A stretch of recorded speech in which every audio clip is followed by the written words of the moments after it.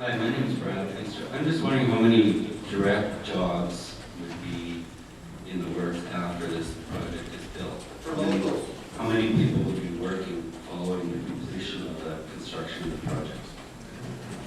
Well, as identified in our reporting that's in the beginning of 1950. I know, but how many people follow? Most of that work is during the construction stage. I know. There are operational jobs. We are identifying the numbers and the types of jobs and trying to optimize those opportunities for the local First Nation.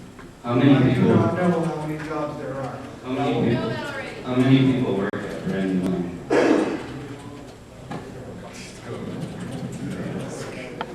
Question is how many work? 3 people work at Grand. 3 people. So, Go ahead. so is that an indication of the employment potential of this project? 3 people? Part-time? No, it is not. Oh. This project is different than the brand one. It's a larger project. There are other opportunities that we're looking at regarding employment. Have you done a financial prospectus for this? Like you're offering on the New York Stock Exchange, right? Where you've made representations to financiers in New York. I understand. Some of our company represent the company in New York. Right. So they're seeking financing in the U.S. We're just exposing the project to a number of different investment groups that around the world, actually.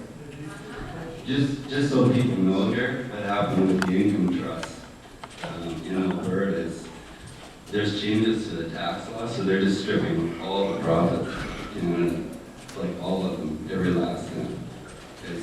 It's a lot cheaper to pay tax in the U.S. than here. Some of it is actually tax. Income trusts can't be owned outside of Canada. You're neutral. Neutral. Just telling you, income trusts can't be owned outside of Canada.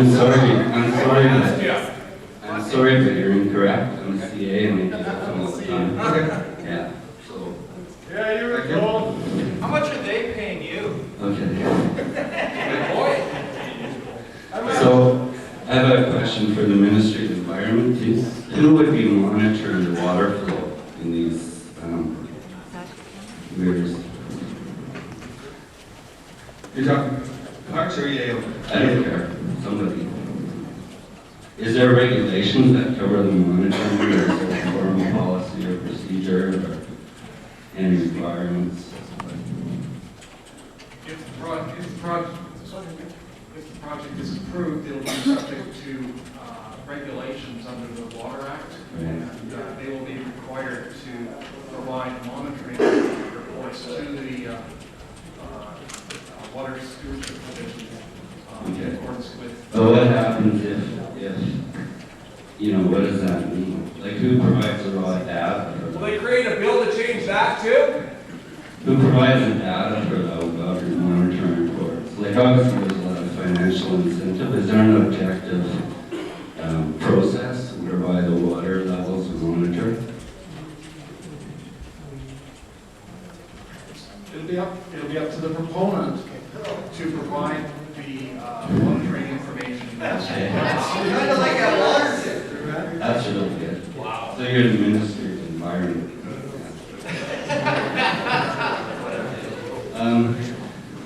What's acceptable habitat loss? Like, obviously, any project I've ever seen along rivers, et cetera, suffer degradation sometimes severely. Does the Ministry of Environment have any guidelines, like 10% of the fish, 15, 20? How does it work? Just a question.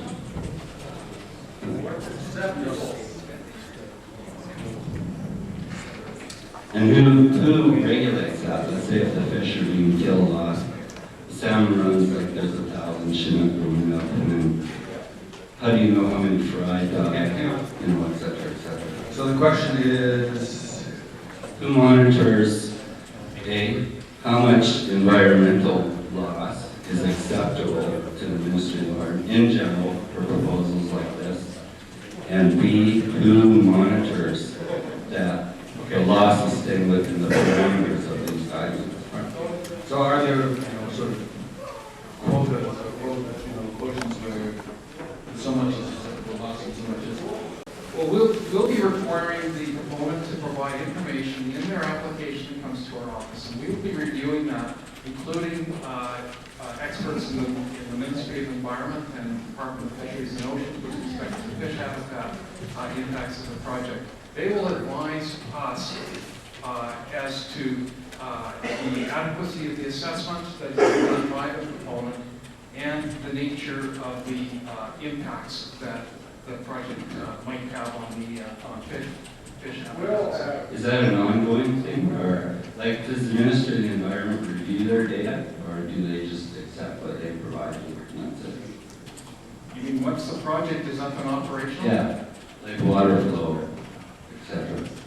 Well, if there are issues that and concerns with respect to the monitoring information, then there'll be follow-up that would be undertaken to determine why the flows or habitat are different from what was anticipated during the process. But the proponent provides that data.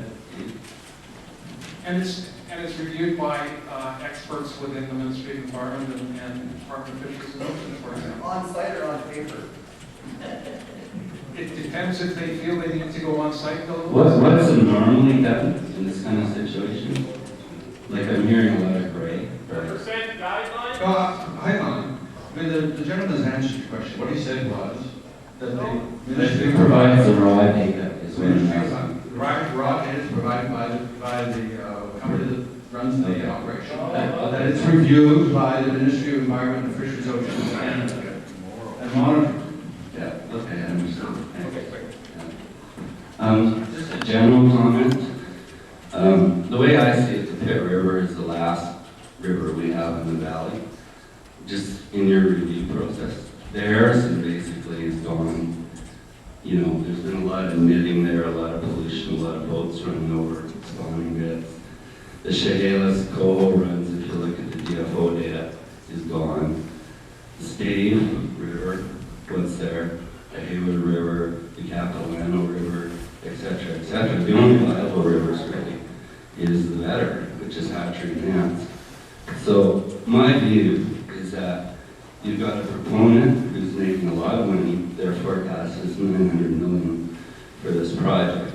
None of it will be taxed in Canada. They'll employ maybe 10 people, maybe 20 people, and what you're doing is wrecking the last river we have in the valley.